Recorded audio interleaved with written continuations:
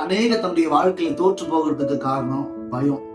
வாழ்க்கை குறித்து, தொழிலை குறித்து, ஊழியத்தை குறித்து, இந்த குடும்ப வாழ்க்கையை எப்படி நடத்த போகிறேன், இது வரைக்கும் ஏதோ நான் தனிமரமா எல்லாத்தையும் வாழ்க்கையில சாதிச்சுட்டு வந்தேன், இப்போ ஒரு குடும்பம் ஆயிட்டேன், நான் எப்படி இந்த குடும்ப வாழ்க்கையை மேற்கொள்ள போகிறேன். பெண்களுக்கும் சரி ஆண்களுக்கும் சரி பொதுவாகவே இன்னைக்கு ஏதோ ஒரு காரியத்தை குறித்து பயந்து கொண்டு இருப்பாங்க. யோபு சொல்றாரு, நான் பயந்துட்ட காரியம் எனக்கு நேட்டது என்றார்.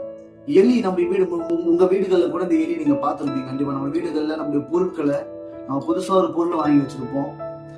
கொஞ்ச நாள் கழிச்சு அந்த பொருளை போய் எடுத்து பார்க்கும்போது பாத்தீங்கன்னா அந்த எலி உங்க வீட்டுல இருந்ததுன்னா அந்த பொருளை கடிச்சு பொறிச்சு எல்லாத்தையும் நாசம் பண்ணிருக்கும். புதுசா ஒரு ஹோம் தியேட்டரோ இல்ல புதுசா ஒரு டிவியோ வாங்குறீங்கன்னா அந்த டிவியோட அந்த டிவிக்குள்ளேயோ அந்த டிவி ஒயரையோ அந்த எலி மொத்தமா கடிச்சு நாசம் ஆயிடும். ஏன் சில நேரம் இந்த அலுமினிய தட்டை கூட பொறிச்சு ஓட்டை கூட போட்டுது எலி.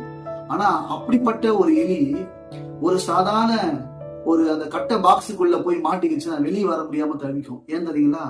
அந்த நேரங்கள்ல அதுக்கு வர பயணம் ஏதோ ஒன்று மாட்டிக்கிட்டோம், இதுக்கப்புறம் இந்த வெளியே வர முடியாது போல அந்த பதட்டமும் அந்த பயமும் என்ன ஆகும்னா அந்த எலிக்குள்ள இருக்கிற அந்த திறமை, அதாவது அதோடைய பலம் என்னன்னு தெரிய முடியாம அது தன்னுடைய பலத்தை யோசிக்க விடாம அந்த பயம் அதை தடுத்து போட்டு அந்த எலி தனக்குள்ள இருக்கிற பலத்தை உணராதபடிக்கு அந்த நேரத்துல கிரிய செய்ததுன்னா அதுக்குள்ள அந்த நேரத்துல வந்த பயம் எவ்வளவு பெரிய பாத்திரத்தை, எவ்வளவு பெரிய கட்டைய, ஸ்பீக்கர் பாக்ஸ் எல்லாத்தையும் கடிச்சு அதால தனக்கு தான் போய் மாட்டிக்கொண்டு அந்த சின்ன பெட்டிக்குள்ளது வரது ஒரு மிகப்பெரிய சவாலாயிடும். காரணம் பயம்.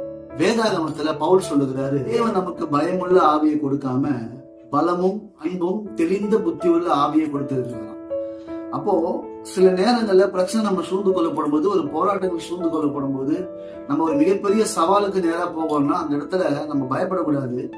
ஆண்டவுடைய வசனத்தை, தேவனுடைய கரத்தை நம்ம பிடிக்கப்படும் போது, ஆண்டுடைய பிரசனத்தை நம்ம நாடப்படும் போது, தேவ சமூகத்தை நம்ம நாடி நம்ம போகப்படும் போது இந்த பயத்தை கர்த்தர் புறமே தள்ளி, வேதம் சொல்றது பூர்ண அன்பு பயத்தை புறம்பே தள்ளுமா. அப்ப தேவன் மீது நம்ம எப்போதும் தேவ சமூகத்துல காத்திருக்கிறோம், ஆண்டவரை விடாப்படியா பிடிச்சிட்டு இருக்கிறோம் அப்படின்னா இந்த பயத்துடைய கிரியை, இந்த பயம் என்கிற பொல்லாத ஆவி நம்மள ஒண்ணும் செய்ய பண்ண முடியாது. பேதுரு கொஞ்ச தூரம் நல்லா நடந்து போனான். கடலை நடந்து போகப்படும் போது இயேசு நடக்கிறான்னு நடந்து போனான்.